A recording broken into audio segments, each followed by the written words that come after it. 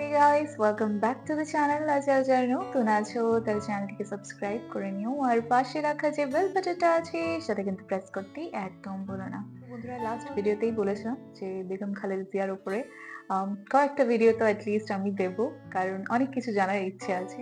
তো আজকে যে ভিডিওটা দেখবো সেটা দেখবো অ্যাজ আ বিরোধী দল নেতা উনি কিভাবে স্পিচ ডেলিভার করতেন পার্লামেন্টে। তো এই জিনিসটা দেখার আমার খুবই ইচ্ছে, কারণ এইসব জিনিস আমার খুব আমি অ্যাট্রাক্টেড ফিল হই এইসব জিনিসের প্রতি।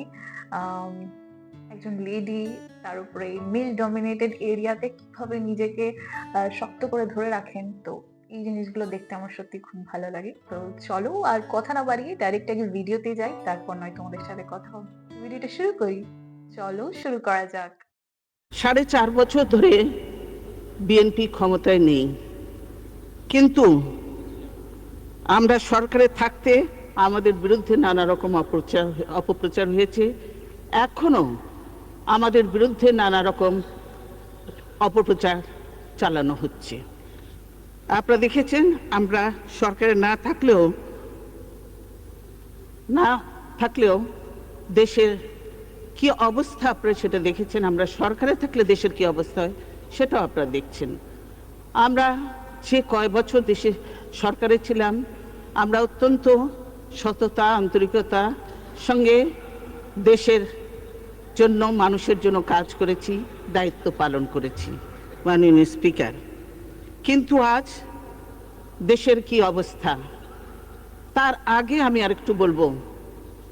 আমরা যে 4 বছর আজকে সরকারের বাইরে 2টা বছর কে ক্ষমতায় ছিল সেটাও তো আমাদের জানা উচিত, এবং জানে সংসদ সদস্যরা, সেটাও কিন্তু আমাদের হিসাবের মধ্যে ধরা উচিত।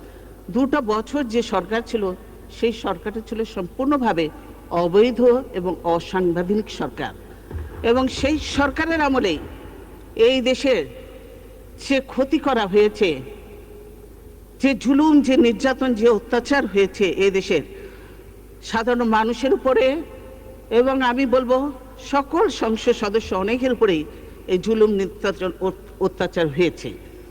এবং তার ফলে কিন্তু দেশ যে পিছনের দিকে যেতে শুরু করেছে, এখন পর্যন্ত আর দেশ সেই সামনের দিকে এগিয়ে যেতে পারছে না। তারা এত ক্ষতি করেছে দেশের। আর এরা কারা? এরা মঈনুদ্দিন ফখরুদ্দিন, এই মঈনুদ্দিন ফখরুদ্দিন উদ্দিন সাহেবরা যে দেশের ক্ষতি করেছে। কিন্তু সবসময় আমরা দেখা যায় যে কিছু হলেই বিএনপির দোষ। জোট সরকারের আমলে এই দেশের এই হয়েছে ওই হয়েছে।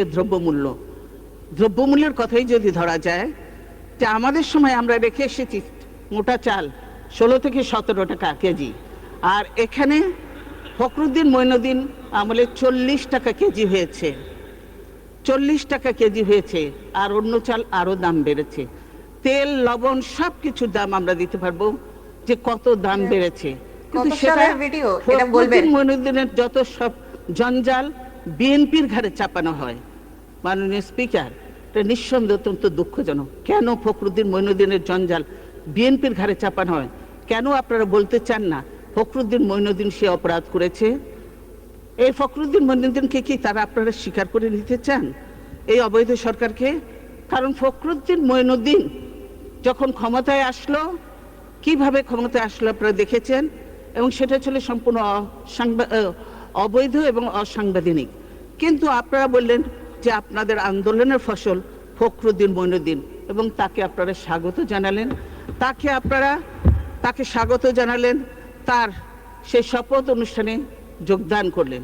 কিন্তু ফখরুদ্দিন কোন ধারা বলে, সংবিধানের কোন ধারা বলে এই যে তত্ত্বাবধায়ক সরকারের প্রধান হয়েছেন? তিনি তো হতে পারেন না, কিন্তু তিনি হয়েছেন। 2টা বছর তারা এদেশের মানুষের কি সর্বনাশ করেছে আপনারা দেখেছেন। এসপি সুবিধা বন্ধ করেছে। আমার পক্ষে এ ধরনের কোনো চিঠি দেওয়ার প্রশ্নই ওঠে না।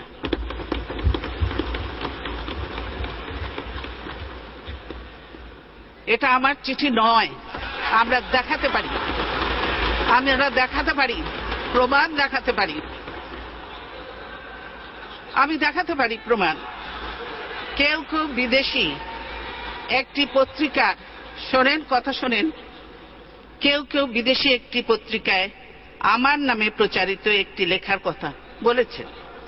আমি এমন কোনো লেখা পাইনি, এমন কোনো লেখা পাঠাইনি, বরং যুক্তরাষ্ট্রের নেতৃবৃন্দের সঙ্গে আমার যতবার দেখা হয়েছে ততবারই আমি জিএসপি সুবিধা বহাল রাখা এবং বাংলাদেশের তৈরি পোশাককে এই সুবিধার আওতায় আনার সুপারিশ করেছি।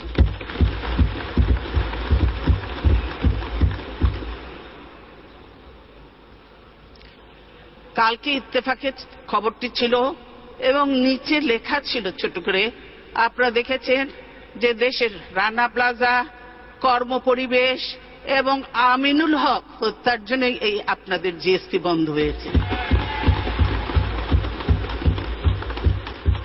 আমি আমাদের রেডিমেড গার্মেন্টস সহ সকল রপ্তানি পণ্যকে যুক্তরাষ্ট্রের বাজারে শুল্ক মুক্ত প্রবেশাধিকার দেওয়ার জন্য আবারও জোরালো আহ্বান জানাচ্ছি। ফার্স্ট টাইম দেখলাম পার্লামেন্টের স্পিচ দিতে, এর আগে কোনোদিন শুনিনি। তো আগে যখন দাদু ভিডিও দেখতো এইসব চ্যানেল, তখন কোনো স্কিম চলছিল, আমার মনে নেই স্কিমটার, বোধহয় রাশনিং এর ওপরে লোকরা মাসে একবার কোথাও খেতে পেতেন, কিছু একটা তো স্কিম আছে, আমার একদম মনে নেই। এটা 2000 এর টাইমে হবে কোনো স্কিম। তখন দাদু বলতো, মানে অন্যরা পাশে যখন থাকতো বলতো একদিন খাইয়ে কি হবে, দাদু বলতো একদিনই কে খাওয়ায়। তো এই জিনিসটা আমার মনে আছে। তো যদি এমনি কোনো স্কিম থাকে নিশ্চয়ই কমেন্ট বক্সে বলো, নাহলে আমি ভাববো কি আমার মেমোরি একদমই খারাপ যে আমি মনে রাখতে পারিনি, অন্য কিছু হবে। তো ওনাকে যে এই ভাষণ দিতে শুনছি, এই জিনিসগুলো কত ভালো লাগছে। একটা পার্লামেন্ট চলছে, মানে যারা সত্তাতে আছে, সত্তাধারী সেও বসে আছে, অপোনেন্ট যে আছে সেও আছে, ইকুয়াল অপরচুনিটি। এইটাই তো মিসিং। এইটা যদি না থাকে কি করে হবে বলো বন্ধুরা। পার্লামেন্ট চলবে, এই জিনিসটা কত বছর হয়ে গেছে, তাও আবার ভালোভাবে, যেখানে সবকিছু লিগালি হচ্ছে। এরকম ধরনের জিনিস বোধহয় বাংলাদেশ অনেক বছর ধরে মিস করছে। তো হোপফুলি কারেন্ট যেই গভর্নমেন্ট আসবে সেটা লফুলি আসবে, কনস্টিটিউশনালি আসবে, আর সব কাজকর্ম আগের মতন যেটা একটা সময় ছিল বাংলাদেশে, সেই জিনিসটা আবার আমরা দেখতে পাবো। আজকে এইভাবে ওনাকে ভাষণ দিতে দেখে এতটা ভাল লাগছিল।